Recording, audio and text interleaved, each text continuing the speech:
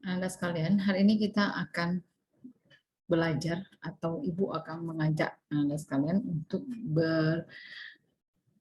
berinteraksi atau mengenal titrimetri. Titrimetri itu adalah suatu kegiatan penentuan kadar yang dilakukan berdasarkan pengukuran volume dari zat yang dipakai untuk bereaksi secara sempurna atau bereaksi pada kondisi titrasi dengan zat yang akan ditentukan kadarnya. Jadi dalam titrimetri atau metode titrimetri itu larutan ya bukan sampel yang dipakai itu dalam bentuk larutan. Dia berwujud cair dalam bentuk larutan, jadi dalam bentuk campuran homogen. Kondisi titrasi ini adalah suatu kondisi di mana zat yang ada yang bereaksi, yang larutan-larutan yang dipakai untuk ditentukan kadarnya ataupun sebagai pereaksi itu harus bereaksi secara sempurna dan pada saat akhir reaksi itu dapat diidentifikasi dengan menggunakan larutan indikator atau zat indikator. Apa itu indikator? Indikator itu adalah zat yang dapat memberikan perubahan dalam bentuk warna, kekeruhan, atau berpendar pada rang pH tertentu. Jadi itu akan kita lihat ketika selesai titrasi. Selesai titrasi, kamu akan melihat yang namanya perubahan warna yang timbulkan oleh indikator.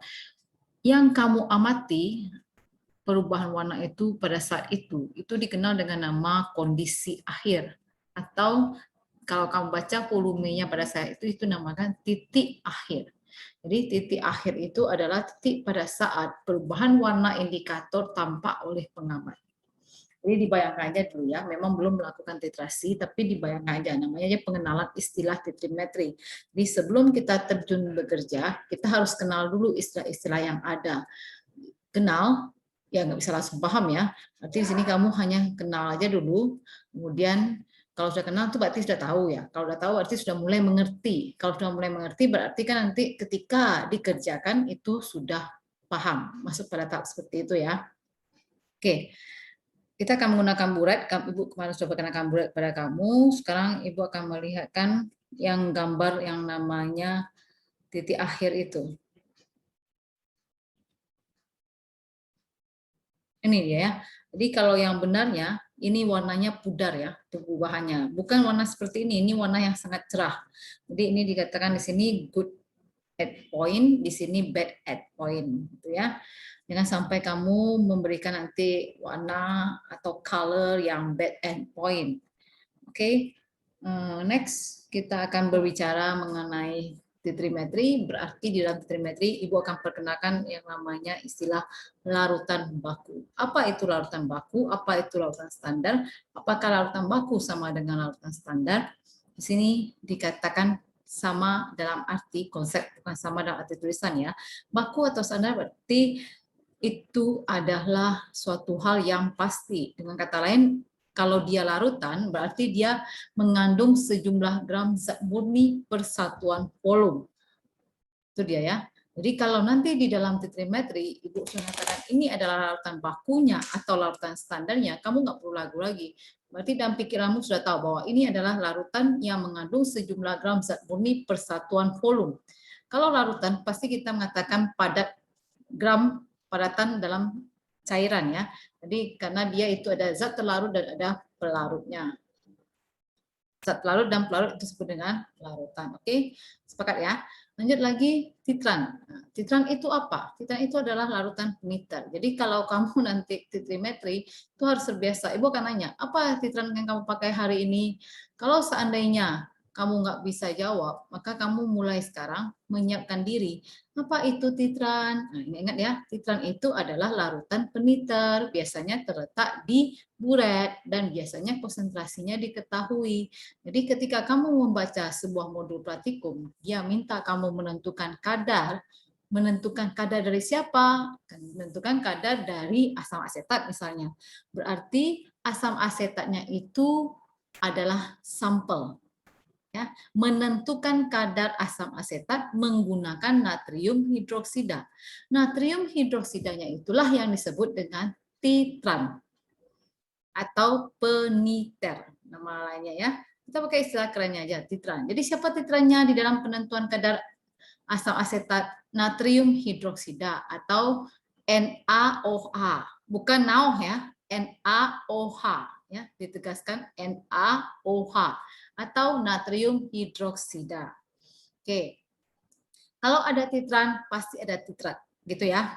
Dalam sama kayak ada pagi, ada malam gitu ya. Semuanya berpasangan di dunia ini ya. Maka ketika titran sudah tahu itu adalah larutan yang terdapat di burat, maka yang namanya titrat itu adalah yang terdapat di elemer. Karena burat dan elemer dalam titrasi itu tidak bisa dipisahkan. Selalu kita gunakan ya. Titrat larutan sampel, larutan yang mau ditentukan kadarnya. Kegiatan penentuan kadar asam asetat. Maka yang disebut dengan titratnya yang mana? Asam asetat. Oke, clear ya? Beda titran dengan titrat. Titran itu di burat, titrat di elemer. Oke, kita lanjut yang berikutnya. Semoga dipahami ya, Nak ya. Kalau nggak ngerti, ulang aja lagi ya apa Ibu sampaikan ini. Titik ekivalen. Ketika kita melakukan titrasi, berarti kita melakukan reaksi. Ya, reaksi antara siapa? Zat yang ada di burat dengan zat yang ada di elemer. Itu reaksi terjadi saat kamu meneteskan itu pelan-pelan dan ada indikator di dalam elemer itu, maka kamu harus mengaduk. Jangan sampai ketika titran jatuh ke dalam titrat itu tertangkap oleh indikator dan seakan-akan sudah selesai reaksinya. Jangan ya. Jadi harus dilakukan pengadukan. Ketika dilakukan pengadukan terus indikator pun kalau dia kena itu tidak akan terbaca itu ataupun terbaca sekilas itu sangat dekat dengan titik ekivalen. Nah, titik ekivalen saat dekat-dekat saat habis bereaksi. Berarti titik ekivalen itu adalah titik seimbang atau titik pada saat jumlah volume yang dikeluarkan dari burat bereaksi dengan jumlah yang ada di dalam elemer itu jumlahnya itu sama atau maksudnya reaksinya itu pas sempurna, habis semuanya, nggak ada lagi yang sisa, itu dinamakan dengan titik ekivalen. Ingat ya, titik ekivalen, titik pada saat jumlah volume yang dikeluarkan dari dalam burat atau volume titran yang dibutuhkan tepat sama dengan jumlah yang dibutuhkan untuk bereaksi secara sempurna. Itu yang disebut dengan titik ekivalen. Titik ekivalen ini tidak bisa diamati. Jadi saat melakukan titrasi dengan menggunakan mata, hanya mengharapkan alatnya berupa mata, lalu kemudian cahaya, itu indikator tidak bisa langsung terbaca. Jadi kita bisa membaca itu saat lewat. Jadi muncul warna sedikit membayang, kalau bisa terbaca, karena kan pengaruh warna kan dipengaruhi oleh cahaya juga. Cahaya masuk menembus benda, benda itu memantulkan yang diserap cahaya yang diserapnya itu ke mata, sehingga kita melihat oh ada perubahan-perubahan yang terjadi dan kita mengenal warna ya. Nah, itu dinamakan titik akhir, enak ya. Jadi itu sedikit tambahan penjelasan mengenai pengamatan. Jadi kita tidak pernah bisa mendapatkan titik ekivalen pas, tapi yang pasti kita bisa mendapatkan titik akhir. Sehingga ada yang dinamakan nanti dengan istilah perbedaan titik akhir dan titik ekivalen, yaitu kesalahan titik akhir. Jadi ada persen kesalahan yang kita kenal nantinya. Maka ketika titrasi, kamu juga Ibu himbau, perhatikan dulu baik-baik warna dari indikatornya itu. Setelah itu baru kamu yakinkan bahwa ini sudah capai. Misalnya Ibu katakan, lihat ya nanti titik akhirnya itu muncul warnanya merah jambu. Jadi warna awalnya kamu lihat ketika masuk indikator ke dalam sampelmu, larutan sampelmu, itu larutan sampelmu menjadi warna apa? Lalu kalau dia mengalami perubahan, ya itu sudah, berarti sudah pas, indikator sudah membaca. Jadi nggak perlu kamu tanya, Bu, kuningnya kuning bagaimana, orange-nya orange bagaimana. Yang pernyataan yang saya sebutkan tadi itu sampai warna merah jambu. Merah jambunya itu merah jambu yang bagaimana, itu sebenarnya bisa diabaikan secara teori memang disebutkan merah jambu. Tapi ketika bekerja merah jambu yang bagaimana yang mau kita lihat, ya kan? Itu kan kalau terlalu merah jambu itu nggak bisa ya. Jadi intinya dalam titrasi saat terjadi perubahan warna dan indikator itu sudah pas, tanda sudah habis bereaksi. Oke, jangan sampai kesalahan dari titik akhir itu menjadi besar. Maka untuk menghemat atau menepis besarnya persen kesalahan, itu biasanya digunakan alat bantu yang dikenal dengan nama potensiometri dan konduktometri. Bisa ya, bisa. Tapi kita nggak pakai itu ketika praktikum. Jadi kita lebih kepada prinsip secara penglihatan dan kehati-hatian. Dan ini sangat baik bagi kamu melatih sifat siaga, berhati-hati selalu dalam melakukan suatu tugas, terutama tugasmu sebagai tenaga teknis kefarmasian. Jadi semoga pembelajaran ini mungkin kalau tidak teraplikasikan, tapi maksud atau disiplin ilmu yang diajarkan di dalam pembelajaran ini bisa terpakai ketika kamu bekerja, yaitu selalu teliti dan berhati-hati dalam mengamati perubahan ataupun warna-warna yang ada. Itu ya. Oke, lanjut lagi. Kita lihat istilah berikutnya. Itu adalah mengenai ini ya, larutan. Jadi larutan baku atau larutan standar tadi itu adalah larutan yang mengandung sejumlah gram zat murni per satuan volume ya. Diulangi lagi, sejumlah gram zat murni per satuan volume. Larutan baku atau larutan standar ini ada dua. Yang pertama baku primer, yang kedua baku sekunder.